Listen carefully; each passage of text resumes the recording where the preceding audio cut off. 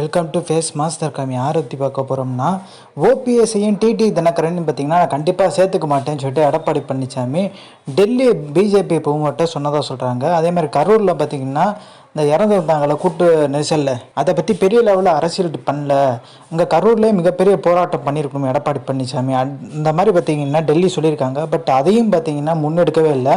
அப்படி எடப்பாடி பழனிசாமி அந்த மாதிரி போராட்டம் பண்ணியிருந்தா அது விஜய்க்கு ஃபேவர் ஆயிரும்ன்ற மாதிரி பார்த்தீங்கன்னா எடப்பாடி பழனிசாமி நினச்சி தான் பெரிய லெவலில் அதை போராட்டத்துக்கு எடுத்துகிட்டு போகலன்ற மாதிரி சொல்கிறாங்க.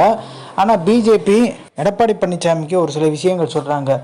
பிஜேபி பார்த்திங்கன்னா விஜயை கொண்டு வரணும்னு சொல்லி பார்க்குறாங்க. ஓபிஎஸ் டிடி தினகரன்லாம் பார்த்திங்கன்னா கூட்டணிக்குள்ளே கொண்டு வரணுன்ற மாதிரி எதிர்பார்ப்பு இருக்குது. ஆனால் எடப்பாடி பழனிசாமி மறுக்கிறாரு. ஓபிஎஸ் டிடி தினகரன் வேணாங்க, விஜய் வேணால் கூப்பிடுங்க. விஜய் பார்த்திங்கன்னா முதலமைச்சர் வேட்பாளர் தான் களமிறங்கணுன்ற ஒரு மைண்ட் செட்டில் இருக்கார். எடப்பாடி பழனிசாமி ஏற்றுக்குவாரான்ற ஒரு சந்தேகம் இருக்குது. அதே மாதிரி பாமக அன்புமணி பார்த்திங்கன்னா விஜயோட கூட்டணி சேர்ற மாதிரி பார்த்திங்கன்னா ஒரு பேட்டி கொடுத்துருந்தாரு. இதுவே எடப்பாடி பழனிசாமிக்கு மேலும் ஒரு சிக்கலை கொடுக்க ஆரம்பித்த மாதிரி ஆயிடுச்சு. அப்போ என்டிஏ கூட்டணி பார்த்திங்கன்னா பாமக விஜயோட போகுதான்ற மாதிரி. ஸோ இந்த இன்ஃபர்மேஷன் பிடிச்சா like share subscribe. Thanks for வாட்சிங் திஸ் வீடியோ.